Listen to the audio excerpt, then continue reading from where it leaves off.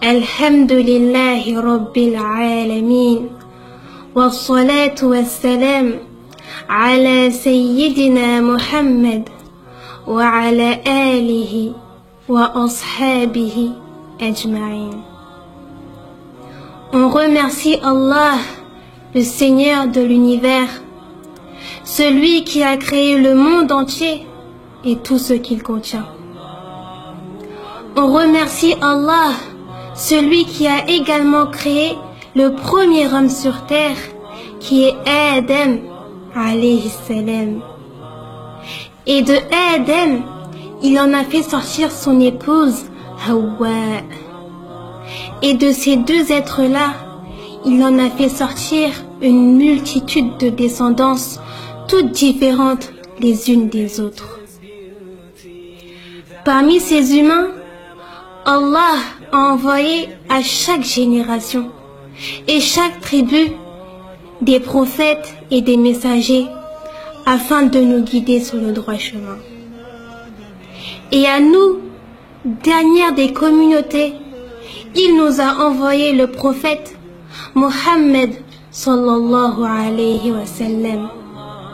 Donc remercions Allah jour et nuit pour cet énorme bienfait qui est l'islam.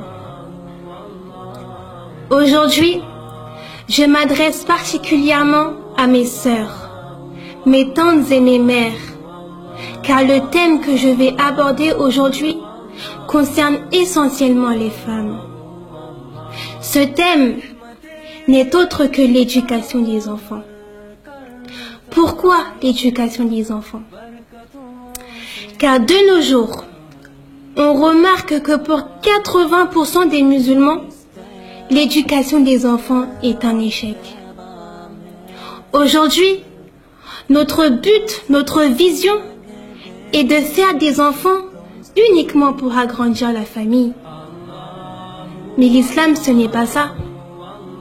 Lorsque tu as un enfant, tu te dois de le guider et de lui apprendre les bonnes manières afin qu'il soit un enfant pieux et bien guidé. Un enfant est un être qui a été confié à ses deux parents. Un être qui a été confié à toi, ma sœur, ainsi qu'à toi, mon frère. Et c'est une grande responsabilité. Ne te dis pas, Alhamdulillah, j'ai un enfant, et tu laisses les écoles les éduquer ou tu les laisses dans la rue. Car l'enfant est un être précieux. C'est un dépôt précieux de Dieu dont tu en es la première responsable, ma sœur. Car la femme est une école pour son enfant. En effet, le prophète sallallahu alayhi wa sallam a dit dans un hadith: chacun de vous est responsable de son troupeau. L'homme est plus loin dans le hadith, excusez-moi, il dit: l'homme est un berger dans sa famille et il est responsable de son troupeau. Et la femme est une bergère dans la maison de son époux et elle est responsable de son troupeau. Rapporté par Bukhari et Muslim. Ma sœur, toi qui m'écoutes, c'est une grande et lourde responsabilité qui pose sur les épaules des parents.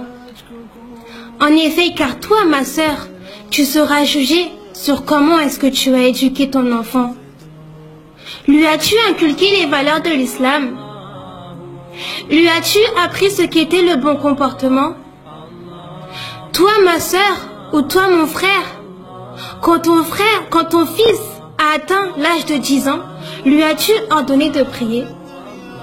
Lui as-tu ordonné de jeûner? Lui as-tu appris le bon comportement? Pour tout cela, nous devons nous poser une seule et même question. Comment faire pour bien éduquer nos enfants afin qu'ils soient des gens pieux et qu'ils ne soient pas rentrés dans les vices et qu'ils ne rentrent pas dans les vices de Satan et de ce bas monde?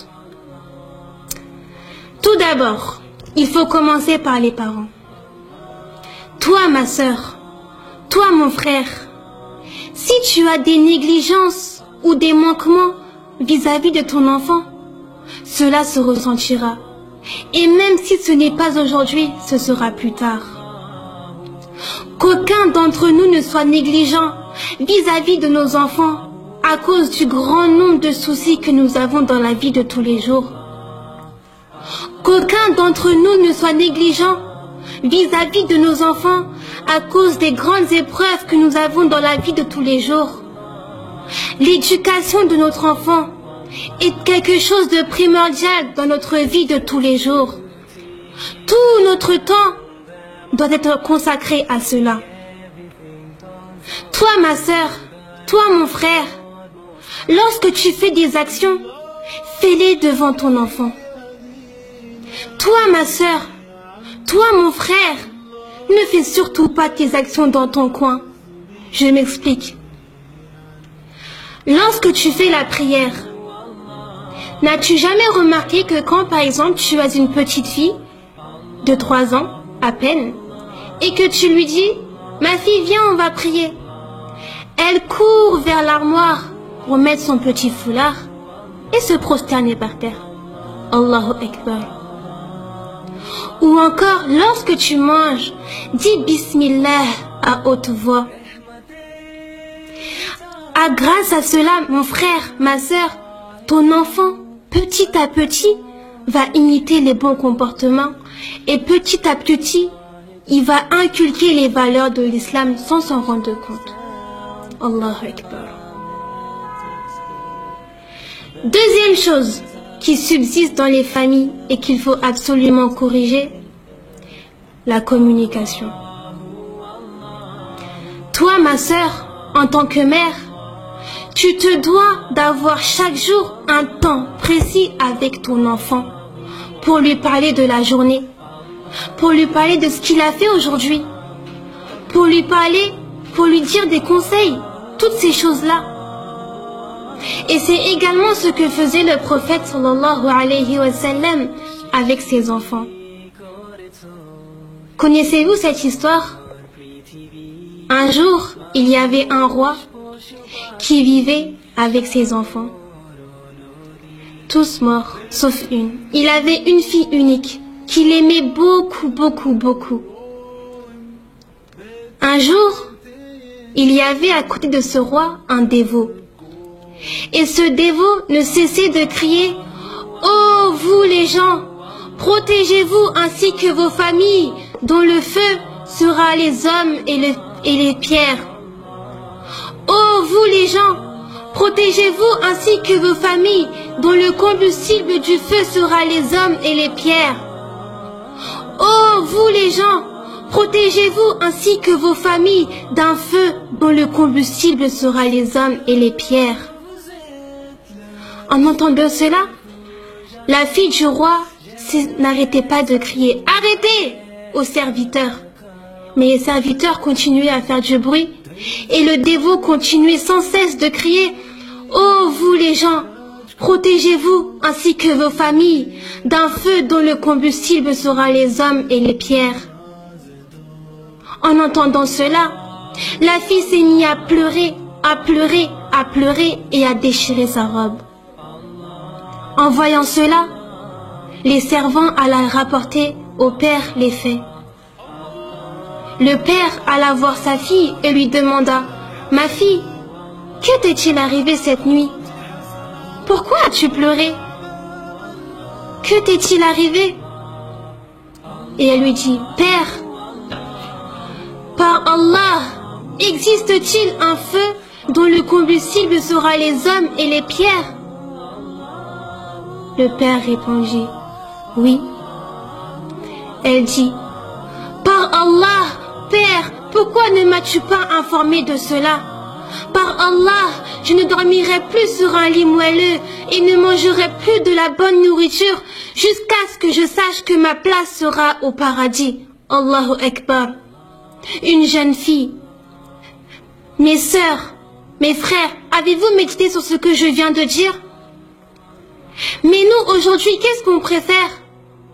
On préfère laisser nos enfants devant la télé ou on préfère laisser nos enfants jouer dehors jusqu'à pas d'heure car on veut être tranquille. Oui, ma sœur, oui, mon frère, tu seras tranquille. Mais si un jour ton enfant dévie, ou se retrouve à la rue, ou fait d'énormes bêtises, il ne faudra pas te plaindre. Il ne faudra pas te plaindre. Oh, mon fils me cause beaucoup de soucis. Oh, ma fille me cause beaucoup de soucis. Si un jour ta fille ou ton fils se retrouve en prison, il ne faudra pas te plaindre. Car ce sera entièrement de ta faute, car tu as négligé l'éducation de ton enfant.